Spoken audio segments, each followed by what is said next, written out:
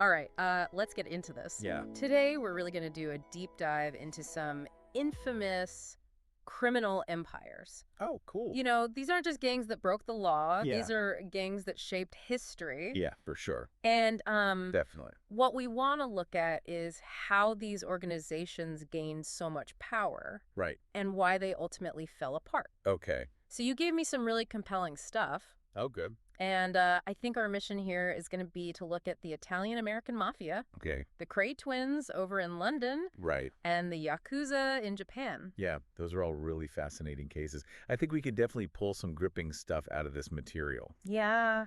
It's not just a simple good versus evil story. Right. It's much more nuanced than that. Yeah, it seems like it's really complex and kind of woven into the fabric of society. Absolutely, yeah. And I think we need to tease out some of those threads. Definitely the societal conditions. Yeah. The power dynamics. Yeah. Even cultural differences. Just cultural elements. Yeah, for sure. We really want to get into like the key figures. Okay. And the big moments. the turning points. Yeah. And really even some mind-blowing facts. Yeah, some stuff that really makes you rethink how these things work. Totally. I think our listeners are going to be pretty surprised by some of the things that we found. For sure.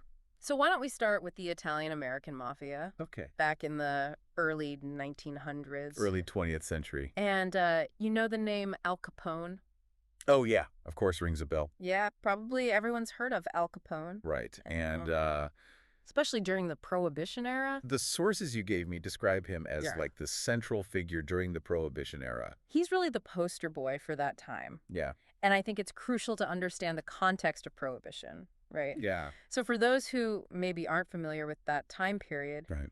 in the U.S., there was this nationwide constitutional ban Wow. on the production, Yeah. the sale and transportation of alcohol. Wow. A total ban. Yeah. It's a total ban. And that created this massive black market. Right, of course, people still wanted to drink. Of course. So that's where the opportunity came in. Exactly. And Capone, he saw that opportunity. Right. And he seized it. And what he did was he built this empire controlling the illegal liquor trade in Chicago. So he basically became like the king of Chicago's underworld. Yeah, pretty much his rule in the 1920s, it was legendary. Right. There was so much violence, so much gang warfare. Yeah, and this brings us to the St. Valentine's Day Massacre. Oh, yeah. That's one for the history books. This was brutal. It really was. It just goes to show the level of violence Yeah. and just the ruthlessness that was involved in holding on to power. Yeah, I mean, that's a powerful statement if you're willing to go to those lengths to eliminate your rivals. Absolutely. And, we tend to focus on these dramatic events like the St. Valentine's Day Massacre. Right. But something that really stood out to me in the material you shared was how Capone's rule actually ended. Yeah. How was that? It wasn't some big shootout. Right. It wasn't a rival gang that took him down. Okay. It was actually federal agents. Really? Yeah, they Yeah. finally got him. On what? Tax evasion. Wow. What do you think about that? It's almost ironic, isn't it? Correct. This larger-than-life figure brought down by taxes. Exactly. And that's a key takeaway here. Even the biggest, baddest criminal empires, Right. they have these vulnerabilities. Yeah, you wouldn't expect it. Yeah, and sometimes it's these small details. Yeah. And law enforcement, they can be really persistent. Yeah. And they focus on those financial crimes. So following the money is really important. Huge. Absolutely. So now let's hop across the pond. Okay. Let's go over to London. We're Right. talking the 1950s and 60s. Okay. And we're going to talk about the Cray twins, Ronnie and Reggie. Ronnie and Reggie. Yeah. So according to everything you gave me, they were like the face of organized crime in Britain at that time. Oh, yeah. They were a force to be reckoned with. Really a fascinating case. This is a strange one to me because they were this mix of charisma and brutality. Yeah. Very complex characters. I Okay. think their psychologies are really interesting. Yeah, the material dives into that quite a bit. Yeah. And how their family bond Right. really shaped their criminal careers. It wasn't just about power, was it? It seems like it went deeper than that. Yeah. This deep connection between the brothers. Right. Maybe it was twisted, Right. but it was a driving force for sure. It seemed like they were inseparable. Absolutely. And they really played up that image too. Well, and speaking of image, there's this mind-blowing fact. Okay, what is it? The Crays owned a nightclub, Okay. and it was frequented by celebrities Really? like Frank Sinatra, Wow. Judy Garland. So they were rubbing elbows with the elite. Totally blurs the line Right. between the underworld Yeah. and high society.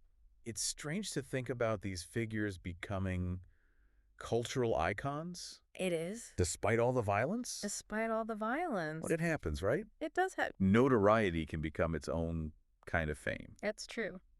So how did it all end for the craze? Well, the material says it was 1969, Okay. thanks to Scotland Yard. So law enforcement caught up with them. Eventually, they were very thorough and determined. Yeah, and this shows that even when these gangs are really entrenched locally, Right. law enforcement can dismantle them. So let's completely switch gears now. Right. Let's go to Japan. Yes. We're going to talk about the Yakuza. The Yakuza? Now, their origins are pretty different from the mafia and the craze. Oh, yeah. How so? Because they go way back to the Edo period. Wow, that's way further back. Way further back. Yeah. And one thing that I found interesting was the degree of legitimacy they've had. Oh, yeah. They're almost integrated into society in some ways. Yeah, they've been involved in community activities. Really? Even disaster relief. That's so different from what we see in the West. Totally. It's a different image of organized crime. Completely different. And it makes you think, you know what's really going on here. Yeah, it's not black and white. It's complex. Of course, we have to remember that underneath this is still an organization that's involved in extortion, gambling, and other criminal activities. Of course, so it's a balance. It is a balance. It's kind of tradition mixed with criminality. Yeah, and it's hard to wrap your head around it, but I guess that's how they maintain their influence. Yeah, and their acceptance in some parts of society. There's this ritual that I read about called yubitsume. Yubitsume. Which is finger shortening. Finger shortening. As a form of penance or apology. Wow, that's intense. It is. It really highlights their code of honor. Yeah, even within their criminal activity. So they have their own set of rules. Right, their own internal justice system in a way. And breaking those rules has serious consequences. Clearly.